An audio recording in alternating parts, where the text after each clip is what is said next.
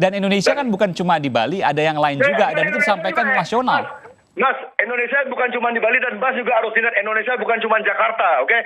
Ketika Jakarta gawat, nggak harus Indonesia ikut gawat, ngerti nggak? Dan disampaikan oleh Satgas Covid kan seluruh Indonesia, Bung Jering. Bukan hanya Bali, bukan hanya Jakarta. Bali, apakah punya persepsi yang sama? Enggak.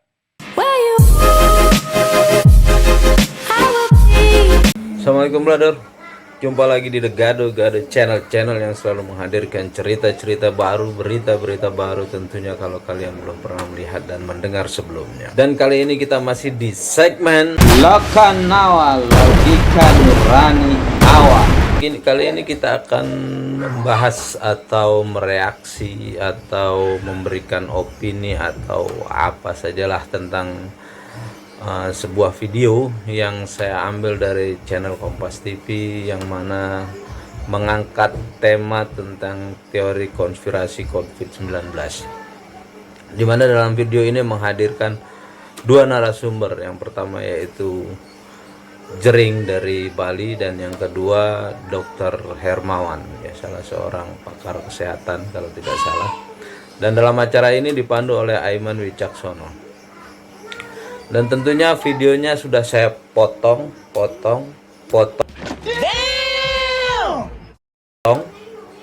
Saya jadikan beberapa scene atau bagian-bagian yang mana bagian-bagian inilah yang nanti akan saya komentari menurut logika awam saya. Dan jika kalian ingin melihat versi lengkapnya dari video Kompas ini, kalian bisa mengunjungi channel Kompas TV yang ada di channel YouTube. Dan oke brother, sebelum kita lanjutkan video ini, sekali lagi saya minta keikhlasan kalian untuk mensubscribe, like, dan share. Dan juga jangan lupa menekan tombol loncengnya supaya kalian bisa mendapatkan notifikasi apabila ada video-video baru dari The Gado channel. Dan untuk selanjutnya marilah kita simak bagian yang pertama. Ya, jika Anda... Oke. Gini, saya balik lagi ke pola pikir ini ya. Masyarakat Indonesia percaya sama agama nggak? Mayoritas. Masyarakat Indonesia percaya sama Tuhan nggak? Mayoritas. Oke, saya berani bilang agama itu salah satu teori konspirasi juga. Karena tidak ada bukti-bukti sains. Kita bicara COVID dulu sebentar. Ya, tapi ini kita bawa mindset kita agar lebih luas lagi. Jadi agar orang-orang tidak langsung mengira teori konspirasi itu adalah sebuah hal yang halu. Kalian tidak bisa double memakai standar ganda menuduh orang yang percaya teori konspirasi adalah orang yang halu atau orang yang bodoh segala macam, tapi Anda masih sangat percaya sama agama. Sementara agama semua itu apakah ada data faktualnya? Tidak ada kan, semuanya masih berdasarkan katanya. Oke brother, di bagian pertama ini saya akan mencoba atau menganalisa video potongan bagian pertama ini ya. Jadi apa yang disampaikan Jering di bagian ini menurut logika awam saya Jering ini ingin meyakinkan bahwasanya dia ingin meyakinkan kepada seluruh pemirsa bahwasanya teori konspirasi itu bukanlah sesuatu hal yang halu, bukanlah halusinasi. Dan dia mengambil perbandingannya dengan agama. Karena menurut dia agama itu adalah konspirasi. Jadi orang yang mempercayai agama menurut dia seharusnya juga mempercayai bahwa pandemi COVID-19 ini adalah konspirasi. Karena pandemi COVID-19 ini adalah konspirasi, jadi menurut dia juga ketika seseorang mempercayai agama apapun itu yang menurut dia adalah konspirasi, orang yang mengakui agama ini juga seharusnya mempercayai bahwasanya pandemi COVID-19 itu adalah konspirasi juga. Seperti itulah pandangan dia. Kalau menurut brother sekalian seperti apa? Ada yang namanya Rockefeller dokumen Rockefeller, itu diterbitkan tahun 2010, di mana tim Rockefeller bekerja sama dengan Bill Gates membuat sebuah dokumen, sebuah skenario tentang bagaimana situasi sekarang ini terjadi. Dan di sana disebutkan persis kota pertama yang akan melakukan lockdown adalah Cina. Lalu kota-kota lain akan menirunya. Lalu ketika lockdown dilakukan, akan terjadi sebuah proses integrasi semua sistem akan menjadi kayak. Ini maksudnya sebuah buku ya? Ada buku itu ya? Ada dokumennya rilis di @www.edu Oke, itu Di sini ini Jering mencoba menjelaskan tentang kejadian-kejadian dan referensi-referensi yang dia ketahui yang memperkuat pendapatnya tentang konspirasi yang berkaitan dengan COVID-19. Dan kalau saya perhatikan, salah satu referensinya dalam hal ini adalah dia mengambil dari channel YouTube. Kalau yang tidak salah nama channelnya itu adalah FE101. Channel ini memang banyak berisi konten-konten dan banyak membahas tentang teori-teori konspirasi, termasuk tentang teori bumi datar. Di channel ini juga ada. Oke, kita lanjutkan ke bagian berikutnya. Dan gejala yang dipakai oleh COVID ini adalah gejala penyakit yang paling umum di dunia. Gitu loh. maksud Jadi Anda kamu- COVID adalah penyakit yang paling umum, sama seperti flu biasa misalnya? Gejalanya. Gejalanya sama? Ada sesak nafas dan lain sebagainya? Ya, itu gejala yang paling umum di dunia itu. Sesak nafas, sakit tenggorokan, mual. Yang menyebabkan kematian? Yang meninggal, Mas harus hati-hati loh. Yang selamat dari COVID ini 99% lebih loh. Yang meninggal itu kebanyakan karena mereka memang sudah dalam kondisi kritis, mereka sudah punya penyakit bawaan dan mereka di usia lansia. Dan Data kematian dari seluruh dunia sekitar 4-5%, jadi 95% yang sembuh. Tapi di Indonesia jauh di bawah itu. Kenapa, Mas? Anda katakan tadi yang meninggal, yang sembuh itu Ya. 99%. Datanya 5% meninggal, artinya Ya. 95% atau 94% bahkan yang sembuh. Jadi tidak 99%. Itu data dari WHO. Maksud saya, ya, WHO itu, Mas, di titik ini saya tidak percaya apapun kata WHO karena WHO sudah terbukti. Tedros, jika Anda search tentang Tedros ya, ketuanya WHO, dia punya rekam jejak yang gelap di Ethiopia. Dan dia sudah lama, ini bahasa kasarnya, dia tuh sudah lama menjadi anak buahnya, tanda kutip anak buah Bill Gates. Dia banyak terlibat di proyek-proyek filantropi Bill Gates yang sebelum-sebelumnya. Gitu loh. Jadi saya di poin ini, jika acuan referensi Anda, tapi WHO bilang begini, WHO sendiri aja nggak tahu mereka itu siapa loh. If you read WHO, who? You know? Jadi di poin ini, jika Anda memakai acuan data Anda, WHO mengatakan. Jadi kalau nggak pakai WHO, pakai data siapa? Anda punya tim Makanya. statistik sendiri mungkin? Enggak, makanya begini loh Mas. Dari mana Anda bisa mengatakan 99%? Dari hasil diskusi saya dengan Dr. Tirta, kami sepakat jika berita kesembuhan, jika Anda berusia di bawah 50 dan Anda imun Anda meskipun tidak super sehat, tidak super sempurna dengan orang-orang yang mempunyai diet yang sangat sempurna, chances Anda sembuh itu sangat-sangat besar. Oke, itu kan karakternya. Tapi angka 99%, saya ingin mengetahui dari mana angka itu. Karena sampai sekarang tidak ada satupun orang meninggal yang hanya karena COVID. Bukan, 99% kan data fix, data real. Itu sudah melakukan perhitungan. Kalau WHO jelas, ada data seluruh dunia, Worldometers, dari John Hopkins University misalnya. Tapi Anda menyebutkan 99%. Dari mana data itu? Dari apa? University apa? John Hopkins University.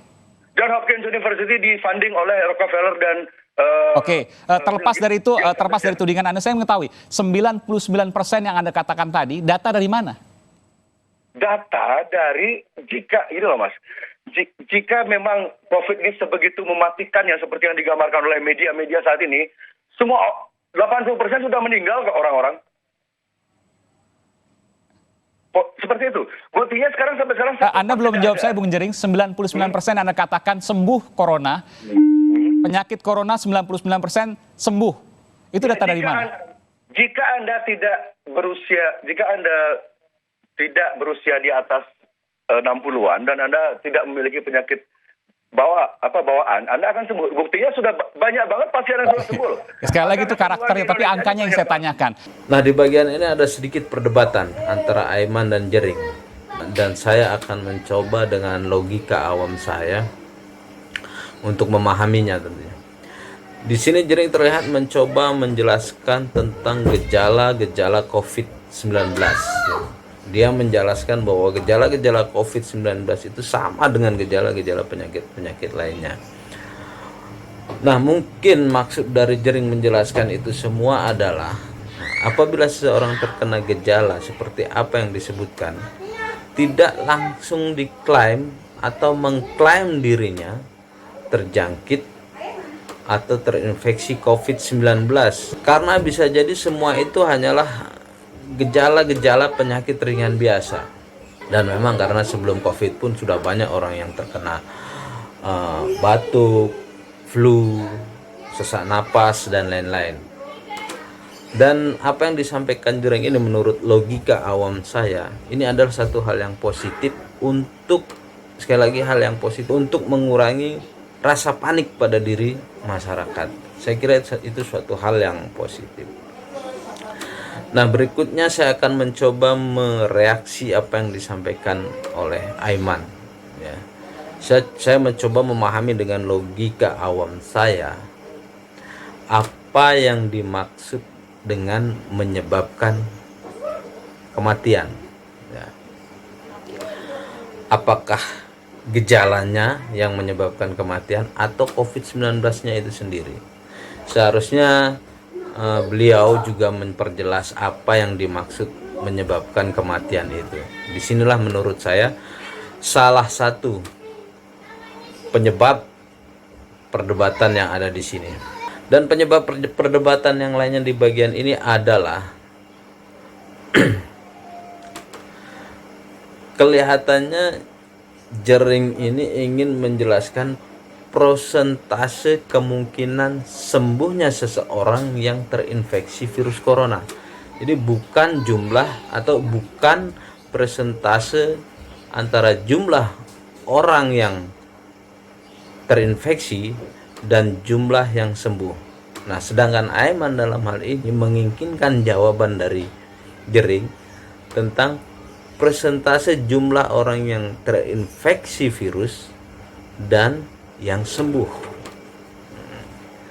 Ya, jadi ada satu hal yang berbeda, maka nggak nyambung jadinya, maka terjadilah sebuah perdebatan. Oke, kita lanjut ke bagian berikutnya.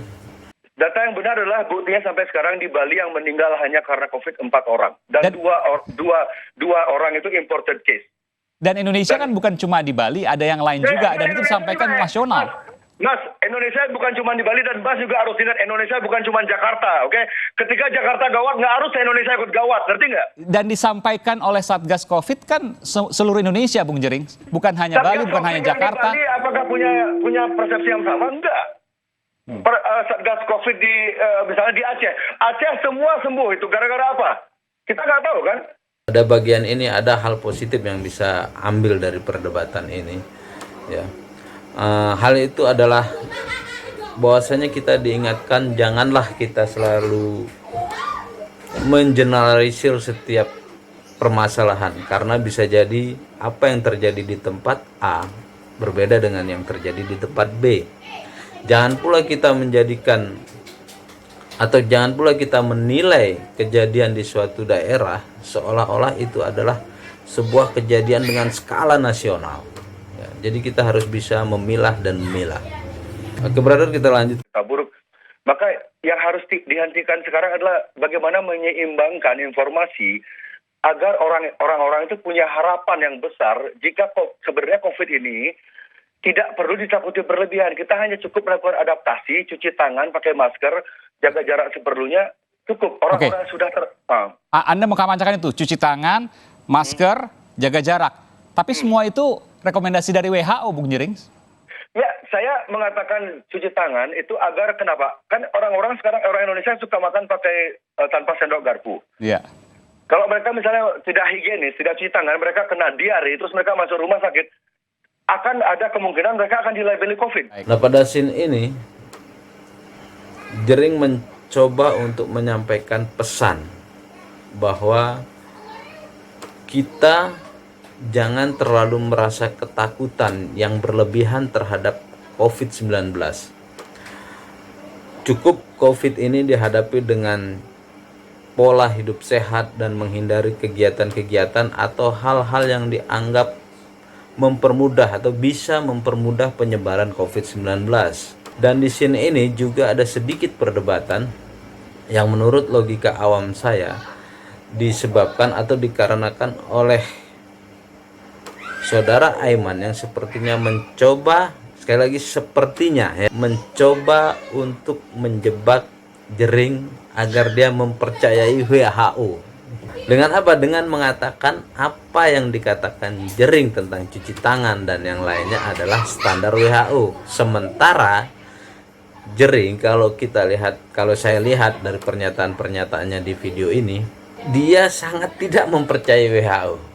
Dan memang kalau kita mau lebih teliti, ya, kalau kita mau lebih teliti, sebenarnya cuci tangan dan pakai masker itu sudah banyak dilakukan oleh orang-orang sebelum COVID-19.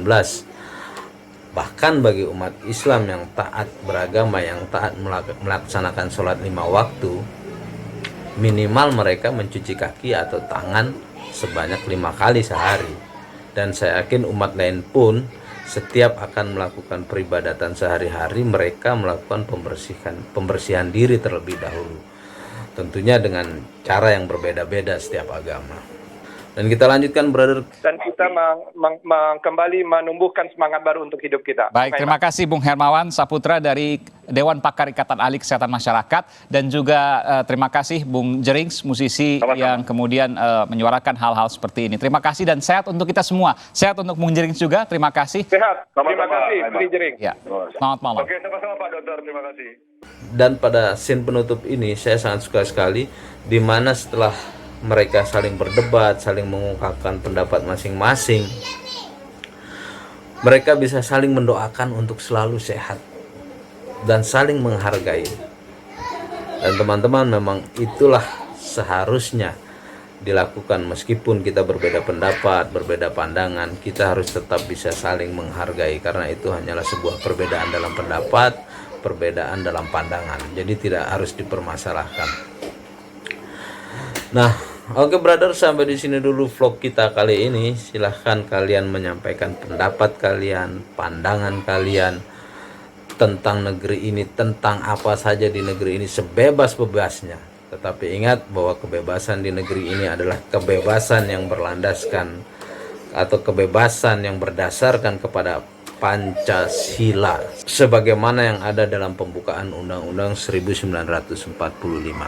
Dan sekali lagi brother, saya minta ikhlasnya untuk subscribe, like, dan share channel ini. Dan juga jangan lupa untuk komen kalau ada pendapat-pendapat dari brother dan sister tentang video ini, atau hal-hal lain yang perlu kita bahas dalam video-video yang akan datang. Silahkan tulis komentar brother dan sister kalian di kolom komentar. Dan sekali lagi saya ucapkan terima kasih sudah menonton channel ini. Sampai jumpa di video berikutnya. Assalamualaikum brother.